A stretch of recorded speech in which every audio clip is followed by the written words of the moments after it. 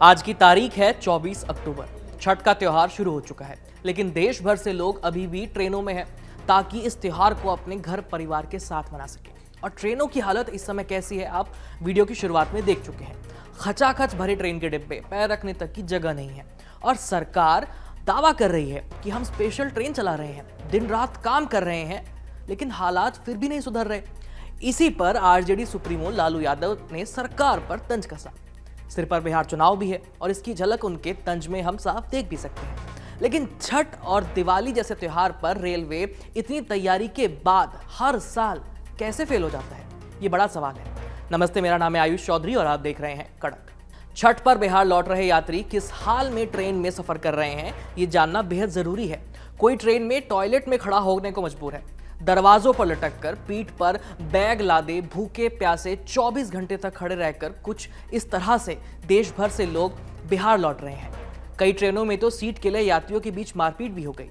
इस अमानवीय स्थिति को देखकर लालू यादव ने एक्स पर पोस्ट किया और लिखा, झूठ के बेताज बादशाह और जुमलों के सरदार ने शेखी बघाड़ते हुए कहा था कि देश की कुल 13,198 ट्रेनों में से 12,000 रेलगाड़ियां छठ पर्व के अवसर पर बिहार के लिए चलाई जाएंगी। ये भी सफेद झूठ निकला।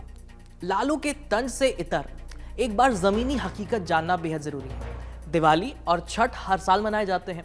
हर साल देश भर से लोग अपने घर लौटते हैं और हर साल यही हालात हम देखते हैं। कुछ लोगों के लिए अब ये नॉर्मल लगने लगा होगा, लेकिन ये नॉर्मल बिल्कुल भी नहीं है। ऊपर से इस बार बिहार विधानसभा चुनाव भी हैं।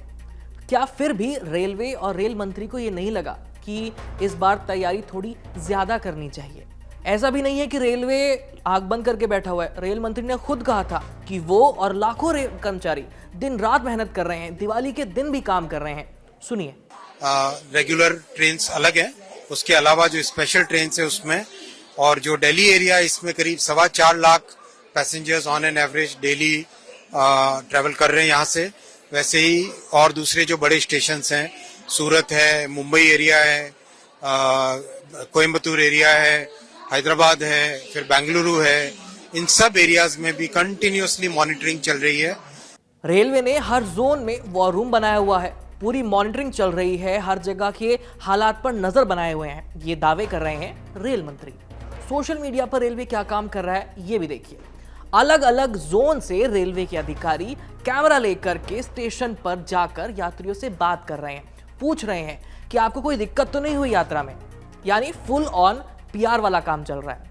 लेकिन मेरा एक सवाल इन्हीं रेलवे अधिकारियों से है कि एक बार ट्रेन के दरवाजे पर लटके यात्रियों और टॉयलेट में गंदगी के बीच खड़े होकर के यात्रा कर रहे जो लोग हैं, उनसे भी ये सवाल करके पूछिए। शायद वो आपको अपना अनुभव बेहतर बता पाएंगे। वो भी इंसान है, वो भी वोट देते हैं, वो भी टैक्स देते हैं, लेकिन फिर भी भेड़ बकरी की तरह यात्रा करने को मजबूर हैं। छठ सिर्फ एक त्योहार नहीं है, घर लौटने की उम्मीद का नाम है। लेकिन हर साल यही भीड़, यही अफरा तफरी और वही सिस्टम की नाकामी दिखती है। सरकारें आती हैं, दावे बदलते हैं, लेकिन हालात जस के तस रहते हैं। जो लोग दरवाजे पर लटक कर भूखे प्यासे घंटों सफर कर रहे हैं, वो आंकड़े नहीं हैं, इंसान हैं। उनके पास भी सपने हैं, परिवार है और अपनेपन की एक आस है। त्योहार की इस रौनक के बीच अगर किसी को घर पहुंचने के लिए अपनी जान दांव पर लगानी पड़े, तो शायद हमें सोचना चाहिए कि हमारी व्यवस्था किस दिशा में जा रही है।